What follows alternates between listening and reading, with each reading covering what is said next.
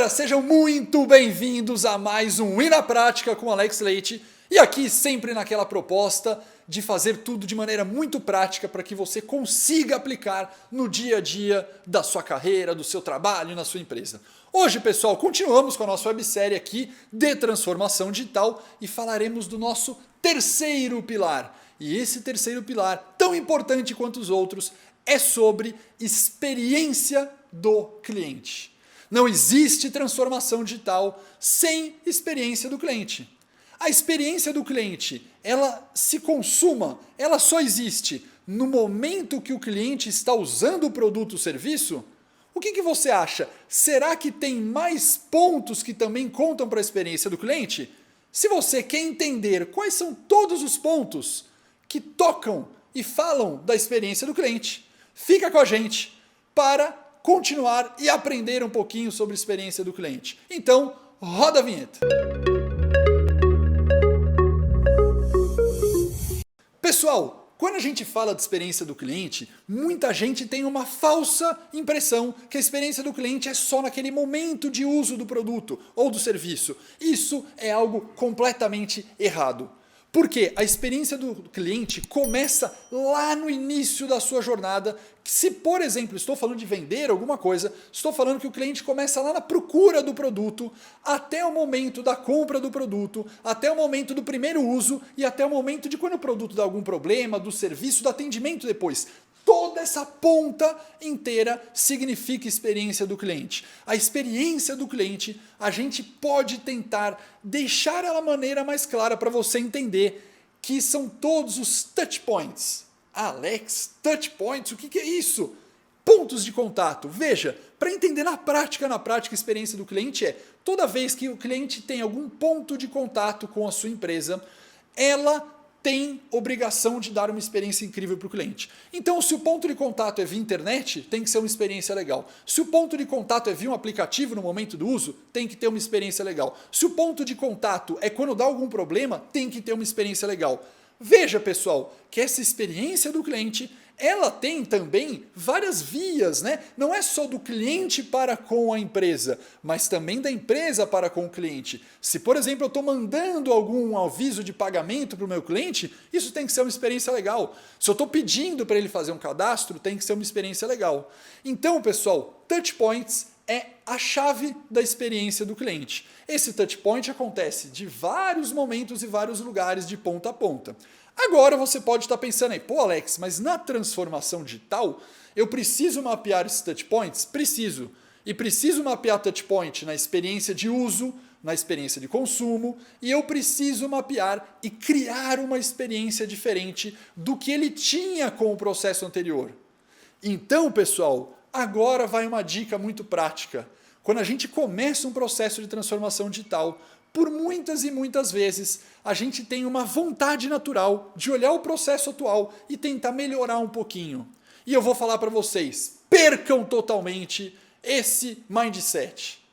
Não tentem melhorar o que existe. Recriem do início. Crie novamente. A experiência, se for recriada num processo de transformação digital, tende a ser muito melhor do que eu simplesmente ajustar e arrumar algumas pontinhas soltas ali. Não se ancore naquilo que já existe, porque eu posso transformar completamente. Pode ser que o meu processo com o cliente tenha 10 etapas, eu vou fazer em 5, com um negócio muito mais sensacional do que eu tinha antes.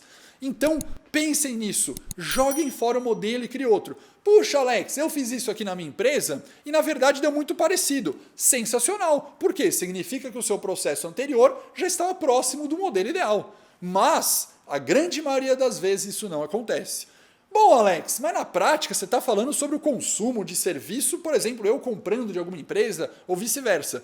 Mas eu posso fazer essa mesma lógica de transformação digital dentro da minha empresa? Ou seja, eu sou uma área de RH, por exemplo, estou prestando um serviço de benefícios para os colaboradores da minha empresa. Pode. Nesse caso, o cliente, a experiência do cliente, é o seu cliente que eu chamo de cliente interno. Se eu usar um nome no RH, eu posso usar um nome legal hoje em dia, que é Employer Experience. Quando eu falo de Employer Experience, é a experiência do seu colaborador. Eu também vou usar os mesmos conceitos de transformar digitalmente a experiência. Poxa, Alex, você consegue dar algum exemplo de RH usando uma experiência diferente? Consigo. Imagina que você, por exemplo, trabalha numa empresa muito grande e que tem muita gente saindo de férias todos os dias. Imagina que sua empresa tem 5.000 funcionários. Todo dia sai de férias. E pode ser que o RH tenha que ficar respondendo, tirando dúvida e fazendo vários protocolos com o gestor da área, com a pessoa, para ela saber quando que sai de férias.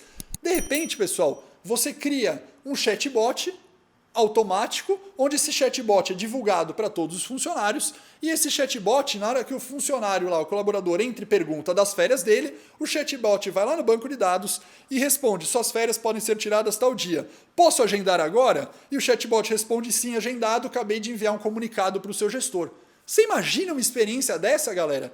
É uma experiência fenomenal que você está transformando digitalmente, tirando um serviço manual de e-mail, de atendente, de assistente de RH, para deixar tudo num chatbot com uma velocidade incrível e uma experiência incrível. Então é isso que a gente tem que pensar, que a experiência do cliente é fator preponderante para a transformação digital. Não pode eu, por exemplo, fazer um projeto de RH que não mude a experiência do cliente e falar: transformei digitalmente. Não, não fez. Faltou um pilar. Para ocorrer a transformação digital, a experiência tem que ser melhor. Pessoal, tem uma coisa muito importante para a gente dividir essa lógica do que são as possíveis experiências que um cliente interno ou um cliente externo, nós como consumidores, vamos ter. E eu gosto muito de falar sobre a pirâmide de experiência do cliente. E essa pirâmide de experiência do cliente, ela tem 3 grandes etapas. Eu vou colocar aqui para vocês, vai subir aí no vídeo para vocês entenderem, ver essa pirâmide bonitinha. Beleza? Lá na base da pirâmide, a gente tem a lógica de resolver problema. Na segunda etapa, a gente tem uma lógica de ser fácil, facilitar a vida de experiência do cliente. E lá em cima, a gente tem uma experiência wow, aquela experiência que brilha os olhos do nosso cliente. O que eu tenho que fazer nessa base da pirâmide? Toda vez que acontece algum problema, eu tenho que resolver da melhor maneira possível. Quanto mais eu trabalhar em resolver o problema da melhor maneira possível, melhor é a experiência do meu cliente. Onde? Em cada touch point da jornada que eu comentei. A segunda etapa da pirâmide eu acho incrível, que é a lógica de ser fácil. Pessoal, estamos vivendo uma grande transformação na era do autosserviço.